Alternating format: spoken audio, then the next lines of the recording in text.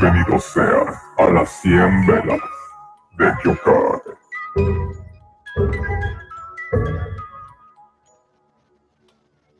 Es martes y estamos una vez más reunidos aquí para las 100 velas del Yokai. Estamos alrededor de las velas, contando las historias para mantener a esta entidad lejos, y cada vez falta menos para llegar a la vela número 100. Esta noche, el 12º episodio de la 5ª temporada nos va a relatar historias de desapariciones, viajes en el tiempo y algunos casos inexplicables. Pero antes de iniciar, le doy la bienvenida a todos nuestros caminantes silenciosos y también a la gente que ya está en el chat, como Rafael, Naomi, Rodrigo, Alan. Y les recuerdo, compartan este en vivo. Hoy vamos a tener varias historias y como cada martes tenemos aquí a dos invitados. Por un lado tenemos a Nat.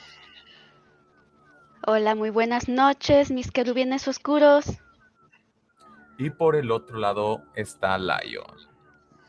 Muy buenas noches, criaturas de la oscuridad. Doy la bienvenida a los que se siguen agregando. Acá está Rosario, a Cristian. Buenas noches a todos. Compartan las historias, apaguen esas luces y si pueden pónganse unos audífonos para que puedan sentir todo el terror lo más cerca de ustedes. Vamos a iniciar con la historia número 47 de esta 5ª temporada. Y no sé si Nat tengas alguna preparada porque como les dijimos, hoy vamos a iniciar con historias de desapariciones. Pero por supuesto que sí, tengo un caso muy curioso que se hizo famoso en su tiempo sobre el vuelo 914 de Pan Am. La historia dice que el vuelo 914 de Pan Am se abrió camino desde el aeropuerto de John F. Kennedy en Nueva York hacia Miami, Florida, el día 2 de julio de 1955. Con 57 pasajeros y 4 tripulantes, el día estaba soleado y los pasajeros listos y ansiosos de disfrutar las hermosas playas de Florida.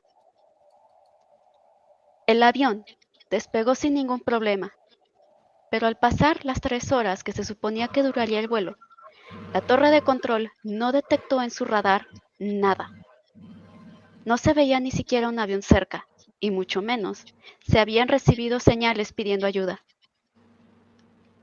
Cuando la torre de control de Florida se contactó con la de Nueva York, recibieron una respuesta un tanto desconcertante. El vuelo 914 desapareció de los radares en el aire. Todo indicaba que el avión se había perdido. El control de tráfico aéreo tampoco conseguía comunicarse con los pilotos por la radio. El DC-4 simplemente se desvaneció en el aire, sin dejar rastro de sí mismo ni de las personas a bordo. La investigación se abrió de inmediato. La ruta del avión incluía volar sobre el Océano Atlántico, y la única explicación que encontraron en ese momento fue que el avión se había estrellado en algún punto. Se desplegaron equipos de rescate. La Guardia Costera estaba explorando las aguas. No tuvieron suerte, pues no se encontró ni una sola pieza del avión perdido. Los investigadores solo pudieron encogerse de hombros, consternados, pues 61 personas simplemente desaparecieron con una enorme máquina voladora. Finalmente, aunque el caso nunca se resolvió realmente, hubo una declaración oficial de que el avión se estrelló y terminó con la vida de todos a bordo.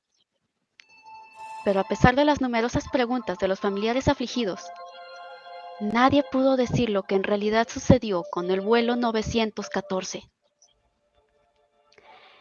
El 9 de septiembre de 1992 es un día normal para Juan de la Corte, controlador del tráfico aéreo en el aeropuerto de Caracas. Juan, como siempre. Quiero recalcar que para 1992 habían pasado ya 37 años de la desaparición del avión. Juan estaba dando comentarios sobre un vuelo en curso, cuando sucedió algo extraño. De la nada, un nuevo punto apareció en el radar. Era algo extraño de ver cerca de un aeropuerto civil. Juan revisó varias veces las lecturas pensando que se trataba de un error, pero no era así. Había un avión. Pronto, él y sus colegas pudieron ver con sus propios ojos. Al principio parecía un avión normal, pero a medida que se acercaba pudieron ver que era un avión muy, muy antiguo. Se trataba de un avión de pasajeros McDonnell Douglas DC-4, aún con hélices en lugar de turbinas modernas. Tales aviones aún existían, sí, pero se habían vuelto obsoletos, y en su mayoría reemplazados por otros más nuevos.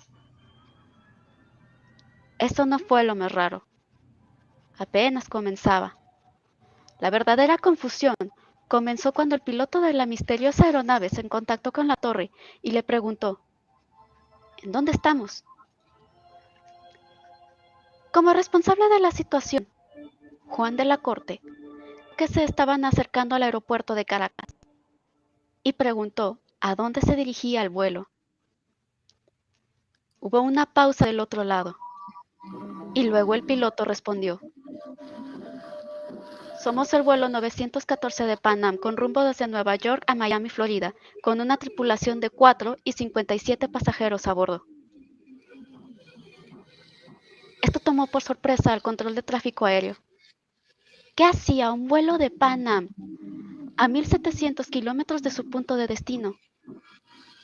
Y sobre todo, ¿cómo llegó ahí? De la Corte se apresuró a hacer unas cuantas preguntas más al piloto, y lo que escuchó enseguida lo desconcertó. El piloto dijo que su vuelo estaba programado para aterrizar en el aeropuerto de Miami a las 9:45 am del 2 de julio de 1955. La torre de control quedó en completo silencio. Antes de pedir cualquier otra cosa, el control aéreo despejó la pista, para que el avión aterrizara. De la Corte no sabía qué hacer. Pensó que se había vuelto loco. Pero eso era irrelevante, ya que traía consigo pasajeros a bordo. Así que decidió preguntar más hasta que estuvieran en tierra. Las unidades terrestres fueron de inmediato llamadas para ayudar a los pasajeros y el avión aterrizó sin problemas. Juan decidió preguntar finalmente: ¿sabe que hoy estamos a 9 de septiembre de 1992? La pausa que siguió indicó que fue un gran error hacer esa pregunta. Cuando el personal de tierra se acercó al avión, la voz desconcentrada del piloto en la radio dijo: ¿de qué estás hablando? Cuando de la Corte escuchó eso, supo que tenía que llamar a los guardias de seguridad para que fueran al avión a escoltar a los pasajeros y a la tripulación. Sin embargo, mientras avanzaban hacia allá, Juan escuchó la voz de pánico del capitán del vuelo diciendo: no, mantente alejado, nos vamos ahora. Volvió a arrancar los motores y condujo el avión a la pista. De la Corte intentó detenerlo por la radio, diciéndole que estaba creando una situación peligrosa. Pero de nada sirvió, y el avión despegó. Durante unos segundos, se pudo ver el avión en el aire, y pronto solo desapareció. También desapareció del radar. Todos se encontraban muy confundidos.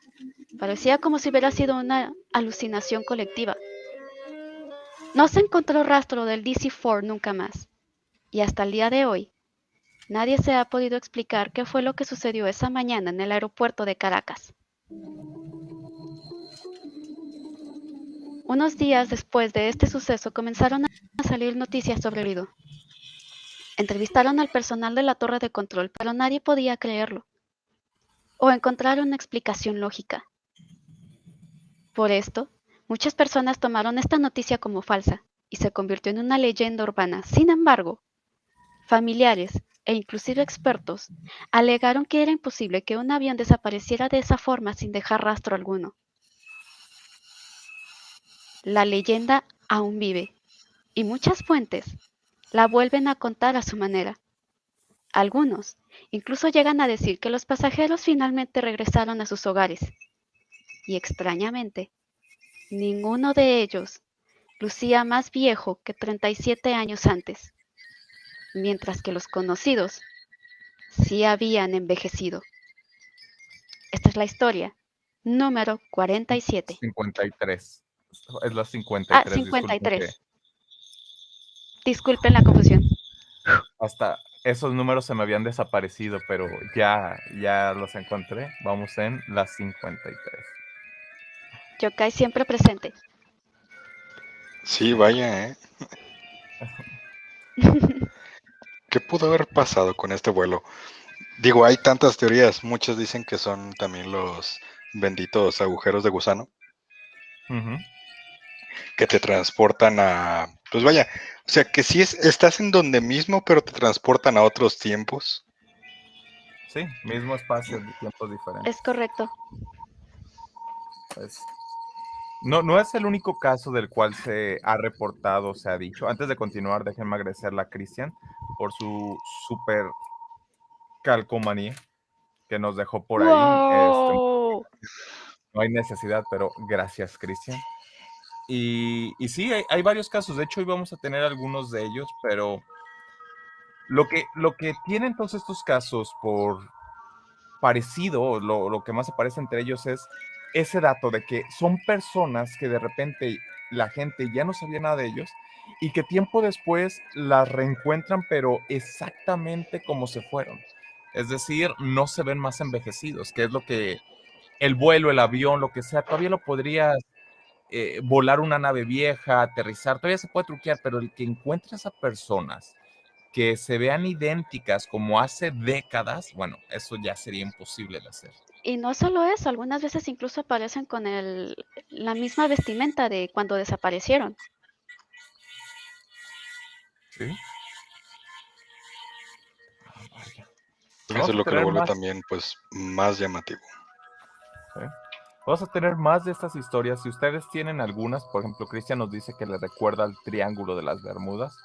Pues sí, el Triángulo de las Bermudas creo que es el más famoso, no es el único, ni el más tenebroso de todos, pero creo que es el más famoso. Rafael también ya llegó por acá. Hola, Rafael. Déjenoslo en comentarios, se lo agradeceríamos mucho. Mientras tanto, vamos con la historia número 54. Esta tiene que ver con otro vuelo, el famoso vuelo 19 de 1945. Son ya 2 aviones los desaparecidos en lo que va del 2014, que se suman a la larga lista de los que se esfumaron sin dejar rastro a lo largo de la historia. Esta nota que les comentaré justamente se escribió hace 7 años, en donde de 7 años a la época ya hemos tenido diferentes desapariciones de vuelos. Sin embargo, existe un lugar en el mundo donde las causas y las condiciones en las que se han producido estas desapariciones permanecen todavía en la más absoluta oscuridad, aunque hayan pasado décadas. Se trata, como no, del Triángulo de las Bermudas, nombre empleado por primera vez en 1964 por el periodista norteamericano Vincente Gaddis, con el cual se refería a la región situada entre Florida, las Bermudas y Puerto Rico, en las que centenares de aviones, barcos y personas se han desvanecido sin dejar rastro. El caso más famoso de todos los que se han producido en el Triángulo de las Bermudas es el del vuelo 19, una escuadrilla de 5 aviones torpedos Avengers de la Marina de los Estados Unidos, todos provistos de un equipo de navegación muy sofisticado, que desapareció durante un vuelo de entrenamiento el 5 de diciembre de 1945. Tras despegar de la base Fort Lauderdale, en Florida, el vuelo de la escuadrilla transcurría con toda normalidad, hasta que el teniente Carlos O. Taylor informó con preocupación.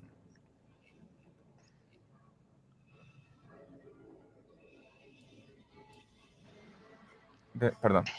Informó con preocupación a la torre de control que su escuadrilla estaba perdida y que no podían distinguir la superficie del océano.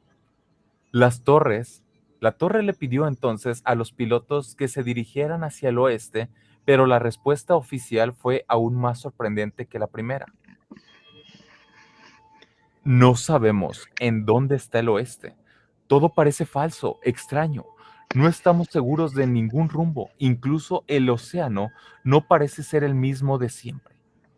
Poco después, se perdió el contacto con los 5 aviones y el gran hidroavión bimotor Martin Marine fue enviado inmediatamente a su auxilio. ¿Y qué ocurrió? Pues el enorme hidroavión desapareció a su vez, tan misteriosamente como el escuadrón. En pocas horas, 6 aviones y 27 hombres se desvanecieron sin que el ejército estadounidense encontrara jamás una explicación racional. Desde ese año y hasta 1975, un total de 37 aviones, más de 50 barcos y un submarino atómico, con toda su tripulación, desaparecieron sin una causa aparente y sin que se haya encontrado ningún cuerpo ni rastro hasta ahora. Y esta es la historia número 54.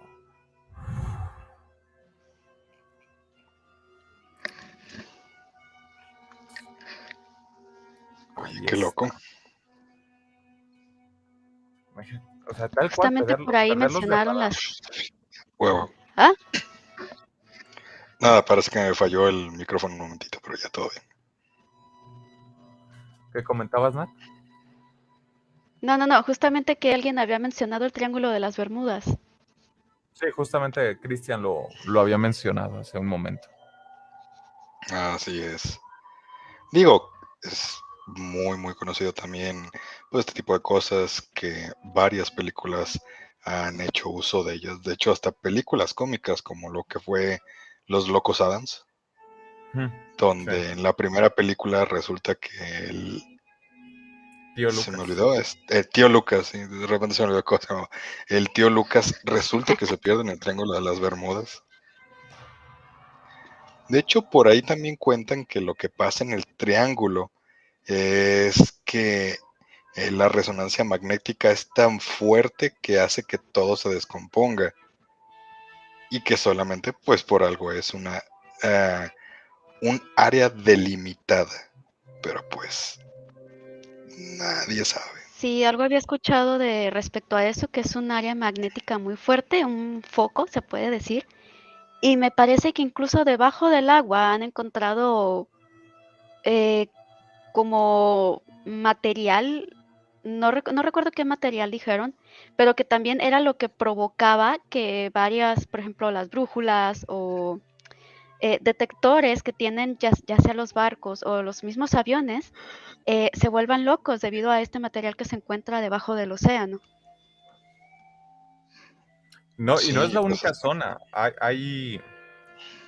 Hay algunas otras, por ejemplo, el desierto del silencio, la zona del silencio también, donde dicen que tal cual el tiempo como tal se detiene, los relojes se detienen, el sonido se detiene y hay varios reportes de zonas que, mira, no sería la verdad descabellado siendo que tenemos grandes imanes, o sea, tal cual la Tierra tiene un enorme campo magnético en que ciertas zonas pues hubiera unos niveles mayores. Es como si tuvieras una conexión eléctrica por tu casa y de repente hay alguna parte expuesta.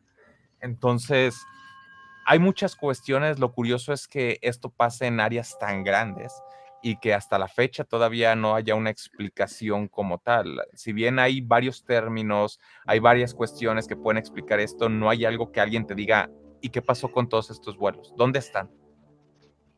O barcos.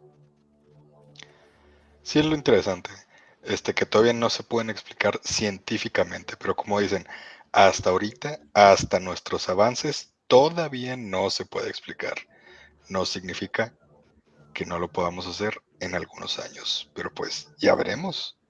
Digo, ya lleva tanto tiempo, a ver Mire, cuándo la humanidad logra saber qué es lo que pasa.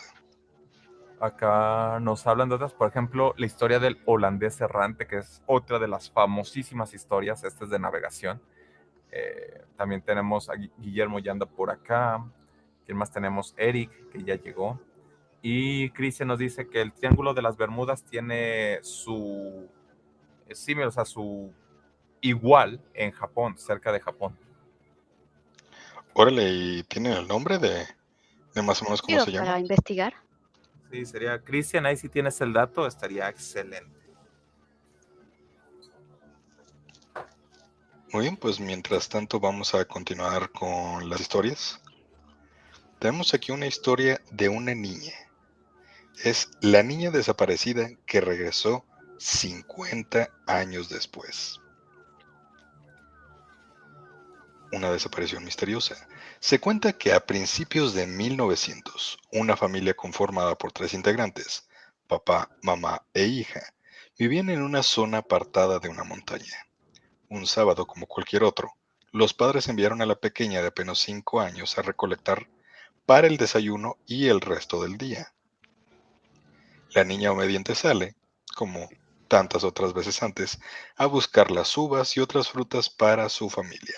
Al pasar varias horas y percatarse que la niña todavía no regresaba, sus padres preocupados comenzaron su búsqueda. Gritaban su nombre con desesperación y fueron a todos los lugares cercanos, pero la niña no aparecía. Las horas se transformaron en días y un grupo de voluntarios del pueblo se ofreció para ayudar a los padres a buscar a su pequeña hija. Durante semanas se mantuvo la búsqueda e inclusive buscaron en las profundidades de un barranco de la zona. No había rastro de la niña, ni de su ropa o la cesta que llevaba. Por ningún lado había huellas. Parecía como si hubiera desaparecido sin más. El matrimonio quedó profundamente afectado. No pudieron superar tan irreparable pérdida y a pesar de ser una pareja joven, no quisieron tener más hijos. Todas las noches, el matrimonio rezaba por el descanso eterno del alma de su pequeña, ya que, aunque nunca se descubrió el cuerpo, ellos estaban casi seguros que la niña había fallecido. Pasaron más de 50 años, cuando un día, como cualquier otro, la mujer observa una pequeña niña y a lo lejos, que poco a poco se va acercando a la casa. Sus ojos no podían creer lo que veían. Era su hija. Era la misma pequeña de 5 años que regresaba, con la misma ropa con la cual había desaparecido y la cesta llena de frutas. Rápidamente la mujer llamó desesperada a su esposo, quien tampoco podía creer que era ella. Ambos saltaron a abrazarla y besarla. Por su parte, la niña estaba un poco asustada. Para ella, esas dos personas no eran sus padres. Sus cabellos eran canosos, sus cuerpos eran diferentes, y las arrugas se habían hecho presentes alrededor de sus ojos y frentes. Sin embargo, después de un rato, entendió que sí se trataba de ellos. La niña le relató a sus padres que había salido a hacer la tarea que le habían encomendado y que tan solo habían transcurrido unas pocas horas, pero la realidad es que habían pasado más de 50 años y la niña no solamente había regresado, sino que su apariencia era idéntica cuando desapareció. Algunos insinuaron que no se podía tratar de una impostora y otros tantos que sí.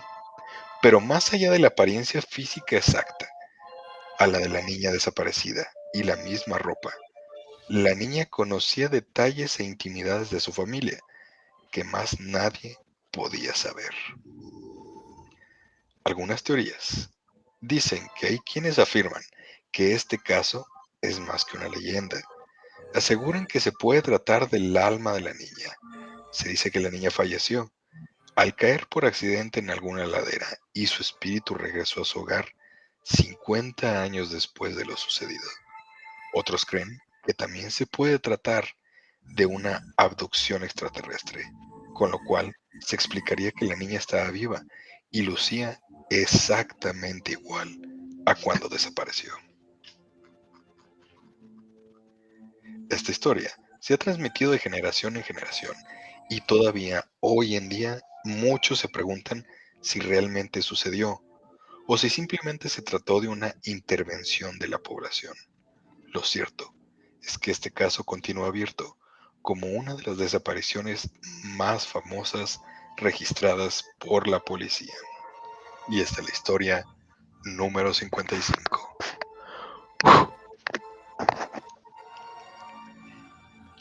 De hecho, han hecho, bueno, también hay mucha historia de ese tipo de personas que desaparecen y vuelven a aparecer muchísimos años después. Que para Igual ellos no ha hay, pasado. ajá, El que no ha tiempo que no pasado pasa. nada de tiempo.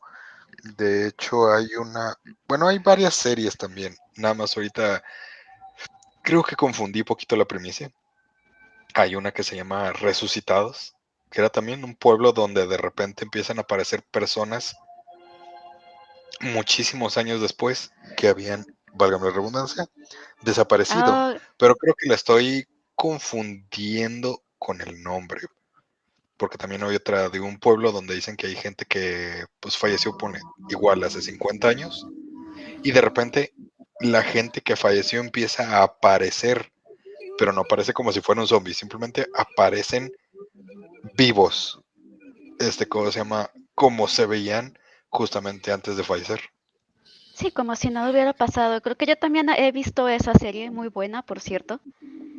Pero efectivamente, existió hace muchos años y de repente se aparecían en casas, digo, sus seres queridos ya tenían su vida, ya habían seguido adelante y de repente aparecen estas personas y nadie podía explicarse qué hacían ahí o cómo habían regresado, porque no era nada más un caso, eran varios casos en este pueblito. Ujú. Es correcto, pero sin Acá nos duda dicen, bastante extraño. acá nos comentan del Andrés Errante que si no salía en Bob Esponja. Sí, de hecho, Bob Esponja y Piratas del Caribe han tomado este barco fantasmal, como referencia, pero bueno, es una leyenda urbana muy, muy famosa, sobre todo en los navíos, en la gente de mar, y se ha tomado para diferentes obras y literatura. Christian nos dice que el lugar parecido al Triángulo de las Bermudas en Japón es el Triángulo del Dragón y el Triángulo del Diablo cerca de la costa de Japón a unos 100 kilómetros. Fíjate, ahora que dice Triángulo del Dragón como que me suena. Algo así había escuchado entre Yo más bien había Japón y escuchado el China Triángulo del Diablo. Mm, veamos. Bueno, pero probablemente ese no esté tan cerca de Japón, ya que el diablo es folclore de otros países. Pero es posiblemente llamado así por externos. Sí, Oh, puede probablemente. ser, si tienen toda la boca llena de razón. Sí, justamente es entre... esperen, déjenme decirles. Déjenme decirles exactamente dónde está. Que es hacia el Pacífico, tal cual. Es entre Japón, Taiwán y un punto ahí en medio del Océano Pacífico que debe coincidir con Guam, Ok, justamente ahí. Entonces, pues ahí está el triángulo. Es bastante amplio, bastante grande. Y curiosamente, según estoy viendo la topografía del mapa, las aguas están más oscuras ahí, lo que quiere decir que hay una infinidad de acantilados marinos en esa zona. Oh, por Dios. Está, Eso se me hace interesante de ver los acantilados marinos. pues, o sea, quién sabe cuánta profundidad esté. Ah, Así mira, es. acá Cristian nos dice que es justamente Akuma, el nombre de Akuma, que en Japón hace referencia al demonio ok, o al ok. diablo. Oh, ya, Tal ahora vez es el entiendo. Ajá, triángulo Akuma y lo traducen como el triángulo del diablo. Ok, ok. es cierto, es cierto. Tiene Pero mucho ahí sentido. está, ahí Muchas gracias, está. Cristian, por ese super dato. Ujú. Y pues seguimos con historias, ¿no? Tienes por ahí otras, ¿verdad? Tengo otra, una historia que a todos ha dejado impactados, a nuevas generaciones incluso nos ha llegado al corazoncito. Sin embargo, es una historia que pues tiene incógnitas por ahí. Y bueno, seguramente ya conoces la historia contada de el Titanic.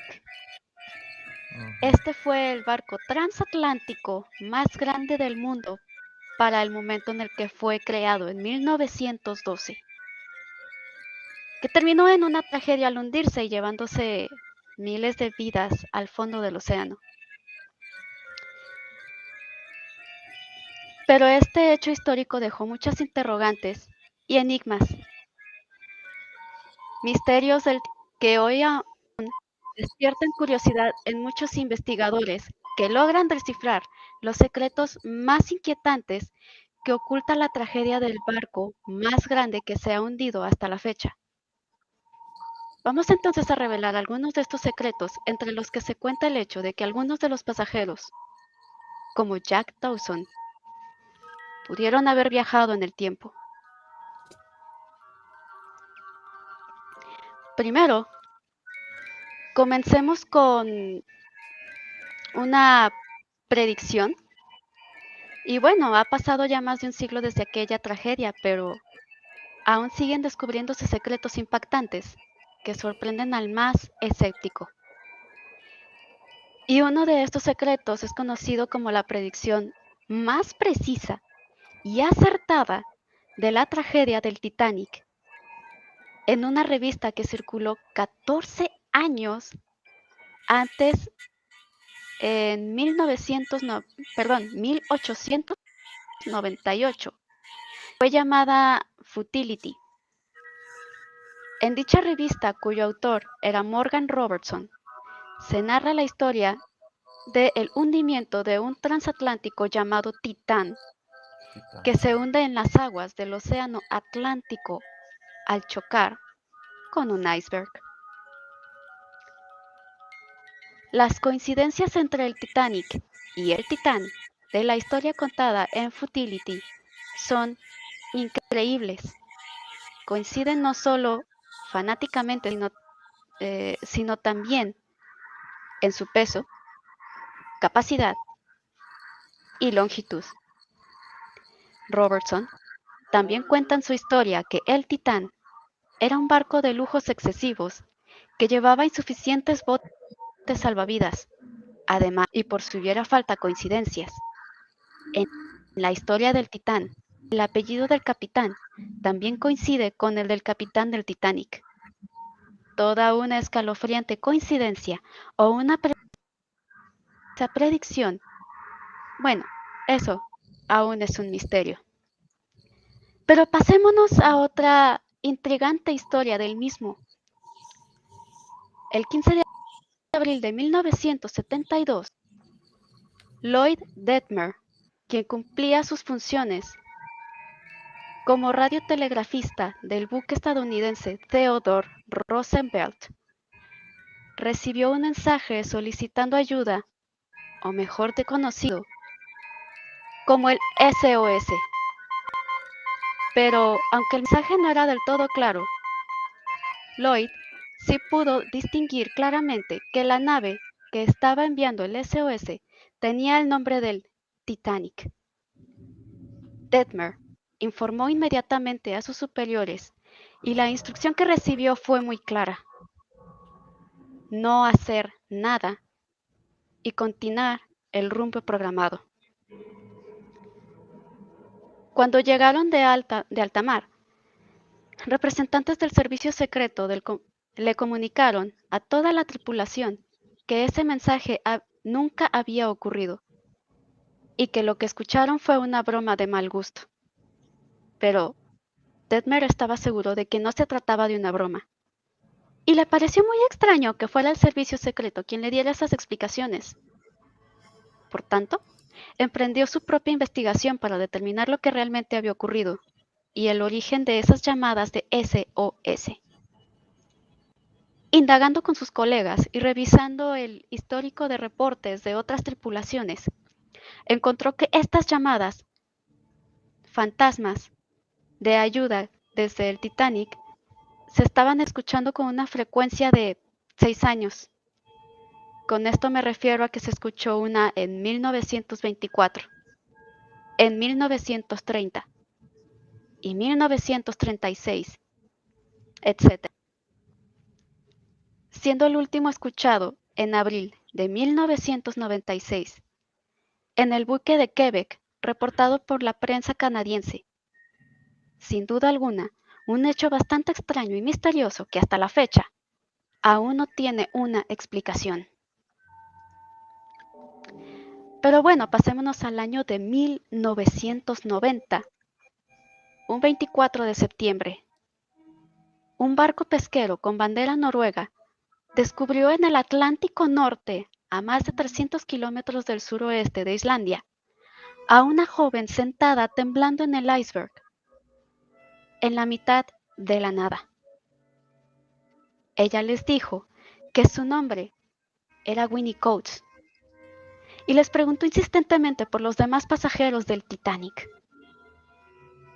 Los tripulantes la llevaron a Oslo, donde las autoridades la tomaron por loca. Y aunque algunos detalles empezaron a ser revelados con mucha curiosidad, era que, efectivamente, en la lista de pasajeros del Titanic figuraba el nombre de Winnie Coates. Además de que la vestimenta que traía la joven era acorde a la moda de inicios del siglo.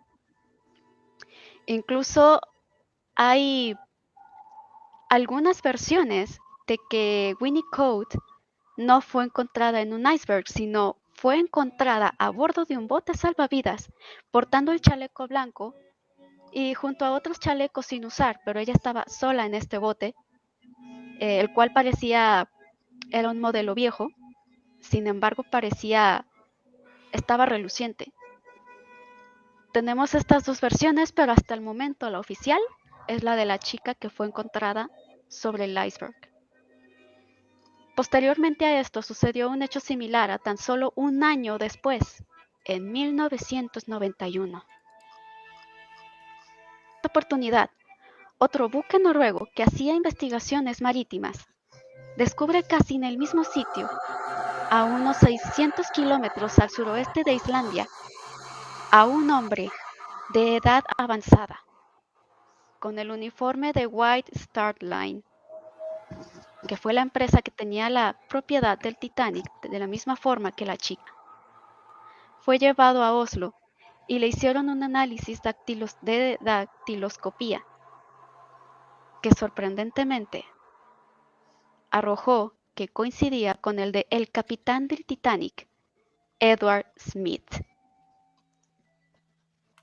Pero entonces, ¿qué pudo haber sucedido con estas personas? Lo que se conoce oficialmente del capitán fue que murió a bordo del Titanic en la tragedia, y en el caso de Winnie Coates, aunque se sabe que sobrevivió, los registros dicen que murió posteriormente en el año 1960. ¿Estamos entonces frente de un caso inexplicable de viajeros involuntarios del tiempo? No es coincidencia que estas dos personas encontradas en el mismo sitio, en el medio del mar, dicen provenir del barco que se hundió hace tantos años. Puede ser un fenómeno del tiempo, interconexión entre mundos, distorsión de espacio-tiempo, sin duda, un fenómeno que aún sigue en investigación. Por lo tanto, el Titanic sigue sumergido en el fondo del mar, cada día revelando más de sus misterios. Esta es la historia número 56. ¡Wow! ¡Qué increíble! Y qué buena historia. Es nuestro tema.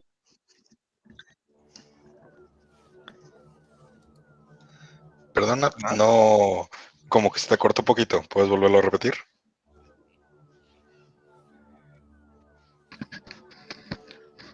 ¿Nos escuchas? Tengo un poco de interferencia. ¿Ah? Ok, ya te empiezas a escuchar.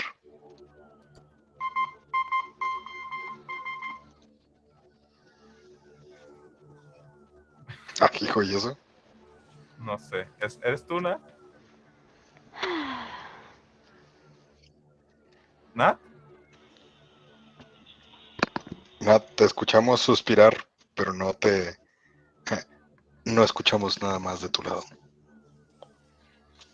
Lo siento. Tengo algo de interferencia Nat, pero de yokai. sí, pero ¿fuiste tú la del telégrafo? Sí, Ah, ok. Ok. estaba enviando mi SOS.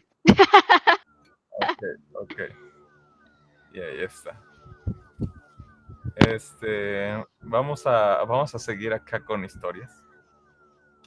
Y yo les voy a hablar de un avión, el Stardust, y supuestos ovnis en 1947. El 2 de agosto de 1947, un Avro Lancastrian, un avión de pasajeros basado en el bombardero Lancaster de la Segunda Guerra Mundial, despegaba de Buenos Aires con destino a Santiago de Chile. A bordo del aparato de la British South American Airways y bautizado como Stardust, viajaban 11 personas. El viaje transcurrió según lo previsto hasta que, tras dejar atrás Mendoza, el piloto alertó a la torre de control de que las condiciones meteorológicas lo obligaban a modificar el plan de vuelo. El tiempo no es bueno. Voy a pasar a 8,000 metros para evitar el temporal. 4 minutos antes del aterrizaje en Santiago, el aparato informó su hora de llegada, pero el avión nunca apareció en su destino. Durante más de medio siglo, el misterio de este accidente trató de explicarse a base de encuentros con supuestos ovnis e incluso la revista Stendek del Centro de Estudios Interplanetarios de Barcelona se considerada en su época, entre 1970 y 1981, una de las más serias publicaciones de ovnis, defendía que el Avro Lancastrian había chocado con un ovni. Sin embargo, todo se aclaró por casualidad 53 años después. En enero del 2000, un grupo de escaladores halló los restos del avión y de su tripulación en el Cerro Tupungato, en las fronteras entre Argentina y Chile, a 5.500 metros de altitud. Estaba sobre la pista desde 1998 y por fin, tras el deshielo de un glaciar, las huellas de la catástrofe salieron a la luz. Y esta es la historia número 57. Qué Ahora, interesante, pero entonces no explican como tal realmente ¿por qué nada. chocó? No, exacto. O sea, ya Ajá, ni por qué encontraron. chocó, nada más encontraron los restos, pero no entendí. Entonces, ¿se encontró resto o restos del avión, pero bien estacionado? No, prácticamente, digamos que donde estaba era una zona que tuvo que aterrizar forzoso, no lo lograron. Bueno, en teoría, eso es lo que piensan, porque lo que pasó es que con el hielo y todo quedó cubierto completamente y hasta un deshielo que hubo fue donde pudieron verlo. No sabemos por qué chocó, no sabemos si fue aterrizaje forzoso, no sabemos qué pasó. Mínimo salieron los restos del avión y de las personas, pero hasta ahí. Igual pudo haber chocado con un ovni. Sí, digo, O pudo hay, haber sido las famosas con un halcón que terminan derribando aviones. Bueno, sí, con una pues turbina. sí, No es que siendo sabíamos. aves tan grandes, ¿No Sí, escucharon esa todo puede historia pasar. que me parece que un avión había chocó la nariz del avión con una paloma, me parece, y toda la nariz quedó, pues, literalmente abollada o sumida por una Bueno, paloma? sí. Hay que Sí, tomar en claro, cuenta que el pues es que fuselaje del avión en ciertas zonas es muy liviano y es muy, muy delgado. Ya la velocidad que van es un trancazo de un cuerpo que pesa a lo mejor 400 gramos, pero es pequeño. Lo que sí es sumamente peligroso son las aves en las pistas de aterrizaje porque o pueden pueden obstruir la vista o pueden meterse Ujú. dentro de las turbinas o de los motores y ahí sí los estallan, pues. No puede entrar ningún material Como ahí dentro. el famoso caso que se hizo un acuatizaje en el río de Nueva York, me parece. Ah, el de Sally o algo así que hasta hizo una película. Ajá, exacto. Ujú. Sí, ahí Pero está. bueno, regresando a los ovnis. Pues no hay evidencia. Incluso recordé por ahí el famoso caso este donde iban, me parece, unos pilotos militares que iban detectando en sus radares objetos que ellos no podían ver, pero que prácticamente tenían al lado de sus aviones. No sé si alguno de ustedes recuerda este caso. No, no me acuerdo. Me parece que era una tripulación de ejército, De los creo videos que que desclasificaron hace relativamente poco, sí, pero ¿te creo que esta refieres a eso? noticia ya era vieja. Mm, Me parece que los soldados estaban reportando objetos extraños en el radar, estaban haciendo un ejercicio, una práctica militar, me parece. Y de repente aparecieron estos objetos extraños. Prácticamente el radar decía que los tenían a un lado, pero ellos no podían ver nada. Y no sé, me acordé mucho de este caso porque nunca supieron qué eran estos objetos que iban volando junto a ellos.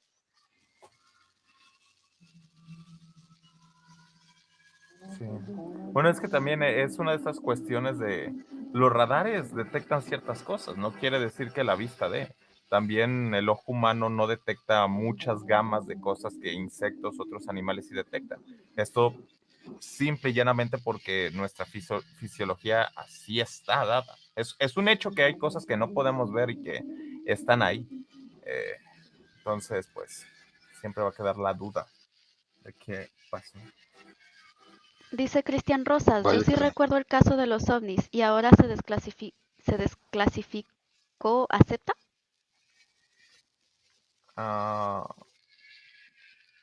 creo que quiere decir que ahora son aceptados, ya que está desclasificado. Ya, ya, ya. Y dice Fabricio que el caso de Ryu parece de teletransportación, agujeros temporales, portales. ¿Cuál caso? ¿El del avión que se estampó? Dice lo de Ryu parece caso de Sí, teletransportación. debe ser eso, lo del caso anterior. Pues ahí está, gente. También recuerden, ustedes nos pueden mandar sus historias. Tenemos el Discord que está en la descripción del video para que nos pasen todas sus historias. O también les dije, mándenos historias grabadas en audio a nuestro Facebook, a mi Facebook, ahí lo pueden mandar. Nos encantaría poder escucharlas, poderlas poner de viva voz. No sé, tiene una magia especial cuando escuchas la historia narrada por otra persona. Entonces, me encantaría que nos manden sus historias vía inbox. Mi hijo dice, yo tengo historia. Bueno, mi hijo, pues ya estuvieras. Comparte tu historia para poderla comentar hoy. Digo, si la mandas ahorita nos quedan un par de minutos. Entonces, No hay Andrés problema. dice, Pues mira, perdón que te interrumpa. Justo antes iba a decir, pues Andrés, si puedes, lo que también se puede hacer en este tipo de casos es que la escribas en Discord y o nosotros la mejor estaremos nárrala, Andrés. leyendo. Sí, sí, sí, es Pues mejor también. si nos la cuentan ustedes desde Sí, su graben viva un voz, como audio. dice Ryu. Graben un audio y mándenlo ya sea al Discord o ya sea a mi Facebook o algo, pero de verdad preferiría que la manden. Me encantaría escucharlo eso con su voz. Igualmente pueden entrar a llamadas, ¿cierto? Sí, pero mucha gente no quiere entrar, no sé, le da pena estar en vivo o algo, entonces si quieres, la puedes mandar y hasta le podemos distorsionar un poco la voz si te preocupa que se escucha tu voz. Así que ya A saben, ver, anímense a contarnos sus historias o historias de conocidos que tengan por ahí. Para nosotros nos hacen muy felices escucharlas. sí, a ver, mijo, ¿cuál va a ser la historia que nos tienes preparado? Dice que es un poquito larga. No, pero el que dijo que era un poco larga fue Andrés. Mi hijo Ah, séptimo nos la mandó por Twitch y tienes estamos razón, no leí esperando los nombres.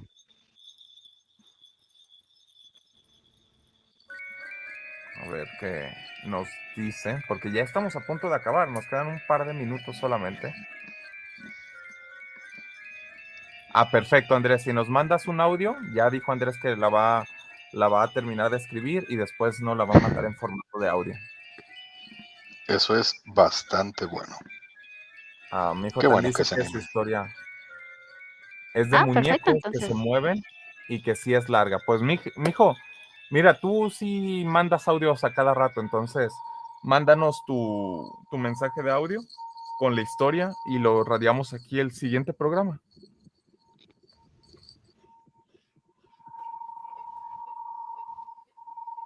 ¿Ves? Sí. Entonces, ahí está. Los invitamos a todos. Mándenos sus historias de audio.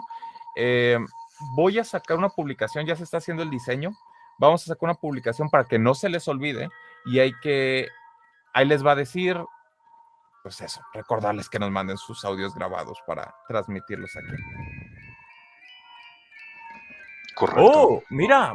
Lo que Andrés dice es que va a grabar su historia y que además va a enviar un audio que tiene como evidencia del caso. Oh, ¡Wow! No lo voy a negar, Andrés. Nos perfecto. harías muy, muy felices. Y al yokai más. Mira, vas a mantener al yokai lejos de ti un buen rato si mandas eso. Recuerden que si están escuchando las historias y no cuentas una historia, eres de las primeras personas por las cuales va a ir el yokai. Esto es un pacto. Las 100 velas del yokai tienes que quedarte a lo largo de 100 historias. Tienes que escuchar el programa. Si no lo estás escuchando en vivo, se queda grabado en YouTube. Así que pasa a YouTube a escucharlo.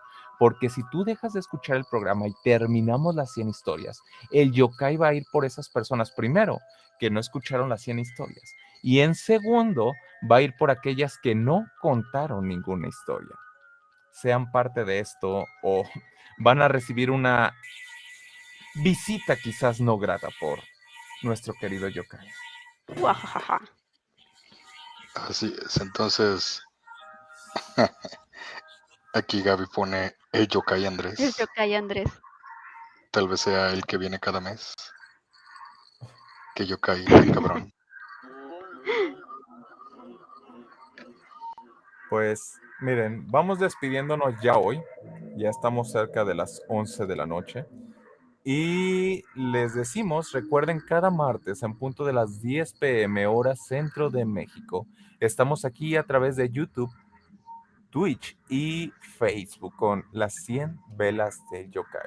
Mientras tanto, yo me despido aquí desde este micrófono diciéndoles, no se sientan solos porque siempre habrá alguien o algo acompañándolos.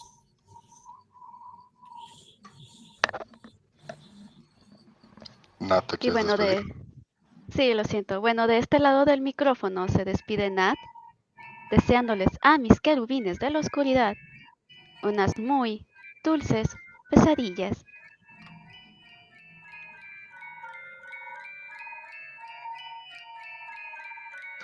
Y de este lado se despide Lion, deseándoles que vivan libres y mueran bien.